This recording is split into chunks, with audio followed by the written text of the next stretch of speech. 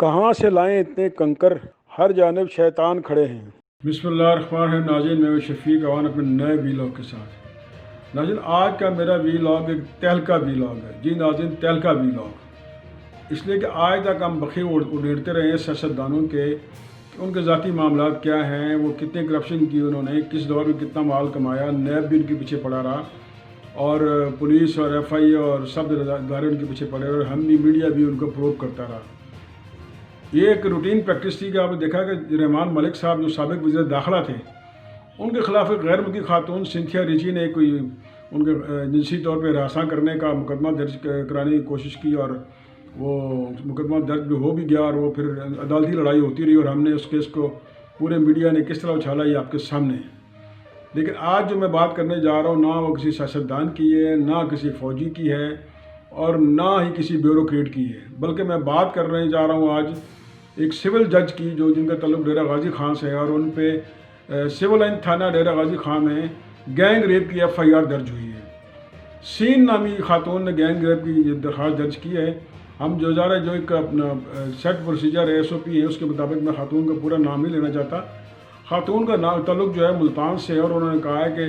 جو جج جو ہیں سول جج جنید، ان سے ان کے گھریلو مراسم تھے، اور انہوں نے اپنی بہن کی نوکری کے لیے انہیں 10 تولے سونا جو ہے 10 تولے سونا انہیں دیا تھا کہ آپ اس کے عوض مجھے میری بہن کی نوکری کروا دیں۔ جب نوکری نہ ہو سکی تو اس خاتون نے جج سے رابطہ کیا اور کہا کہ میرا سونا واپس کر دیں۔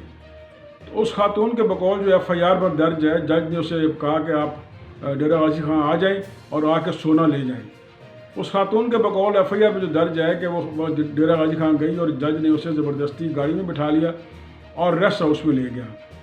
وہاں پہ ریسٹ ہاؤس میں لے آنے کے بعد اس نے اپنا ایک اور اس کا ساتھی موجود تھا، اور ان دونوں نے اس کے ساتھ گینگ ریپ کیا، اور پھر وہ تھانے آئی، تھانے آ کے اسے درخواست دی۔ پہلے سنا ہے کہ وہ گئی تھی سیشن جج کے پاس، اس نے اندراج مقدمہ کی درخواست کی، پھر وہ اپنا گئی تھانہ سول لائن، اور وہاں جا کے اس نے اپنا تھانے اس کی ایف آئی آر کی درخواست دی، اور یہ مقدمہ درج ہو گیا۔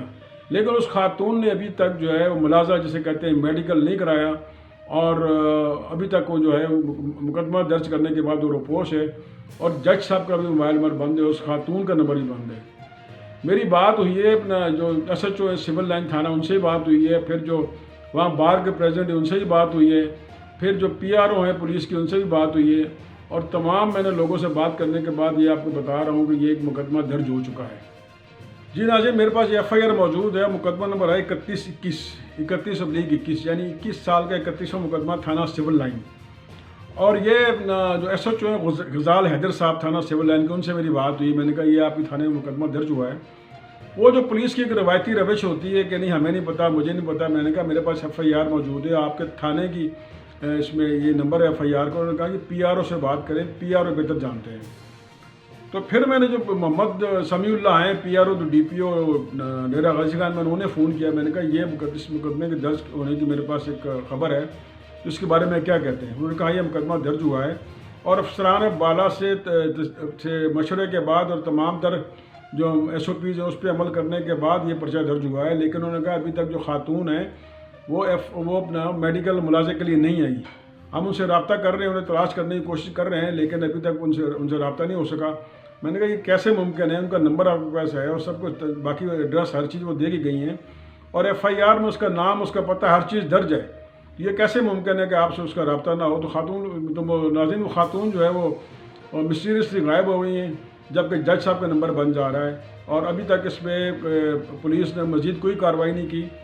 جی ناظرین، تو میری بات ہوئی ہے جو ڈسٹرکٹ بار کے صدر ہیں ڈیرہ غازی خان کے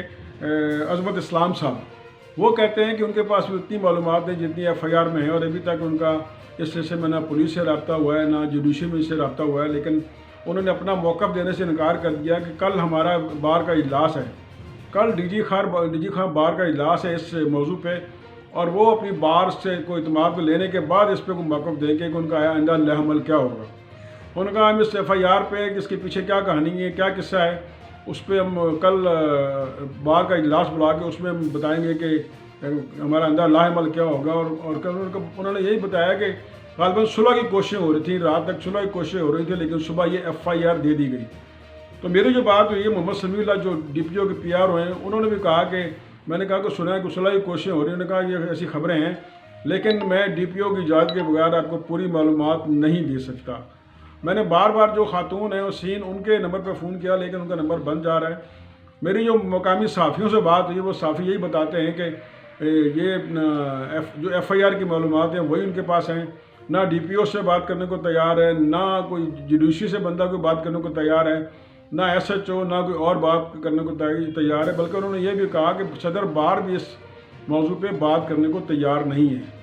ناظرین، اس گینگ ریپ کے جو مسئلے پہ ایف آئی آر درج ہو چکی ہے، مجھے لگ رہا ہے کہ مٹی پاؤ کے منصوبے پہ عمل ہو رہا ہے، اور کوئی بھی جو ہے اس پلہ پکڑنے کو تیار نہیں ہے۔ اگر کسی غریب آدمی کے خلاف ایف آئی آر ہو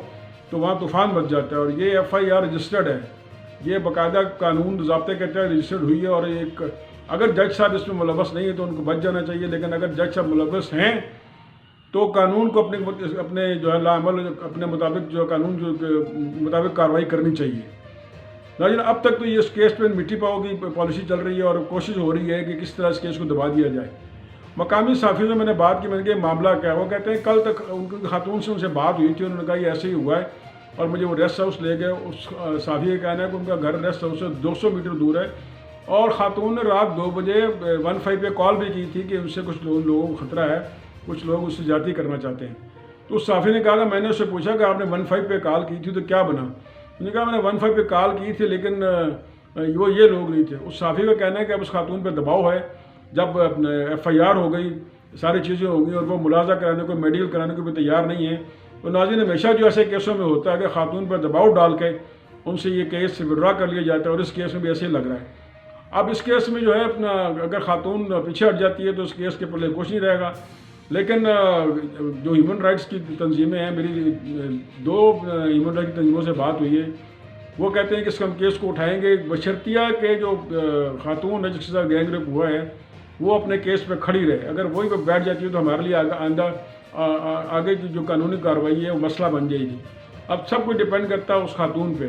اور جو میری معلومات ہیں اس خاتون پہ شدید دباؤ ڈالا جا رہا ہے کہ وہ اس کیس کو واپس لے، اور تمام جو شرفاء ہیں وہ متحد ہو گئے ہیں کہ کس طرح اس ایف آئی آر کا مزید چرچا نہ ہو، اور میڈیا کو بھی کسی حد تک کہا جا رہا ہے کہ اس پہ مزید بات نہ کرے۔ لیکن خاتون، ناظرین، یہ ایک زیادتی ہے کہ خاتون کے ساتھ گینگ ریپ ہوا، کیونکہ اس میں ایک جج ملوث ہے، اور میں یہ نہیں کہہ رہا، یہ ایف آئی آر کہہ رہی ہے، یہ تھانہ سول لائن ڈیرہ غازی خان کی ایف آئی آر کہہ رہی ہے کہ ان کے خلاف یہ مقدمہ درج ہوا ہے، اور جو ضابطے کی کارروائی کرنے کے بجائے یہ ہو رہا ہے کہ اس پہ مٹی ڈپاؤ، جو 24 شجاع کے بقول مٹی پاؤ پہ کام ہو رہا ہے کہ اس کیس کو وائنڈ اپ کر دیا جائے اور اس پہ مزید آگے کارروائی نہ ہو۔ اب اس پہ چیف جسٹس صاحب ہمارے کیا اپنا لائحہ عمل اختیار کرتے ہیں، کیا فیصلہ لیتے ہیں، کیا ان کے اپنے رینک میں جو یہ اتنا بڑا مقدمہ یہ گینگ ریپ کا ہو گیا ہے اس کو وہ کیسے ڈیل کرتے ہیں، یہ تو وہی طے کر سکتے ہیں۔ ہماری ان سے اپیل ہے کہ اس خاتون کو انصاف دینے کے لیے وہ خود سو موٹو لیں اور اس کیس پہ ایک مزید کارروائی کریں، تاکہ جو جوڈیشری میں کالی بھیڑیں ہیں، اگر کوئی جنید صاحب نے یہ کام کیا ہے تو دودھ کا دودھ، پانی کا پانی، اور ان کے ساتھ انصاف ہو۔ اجازت دیجیے، اللہ حافظ۔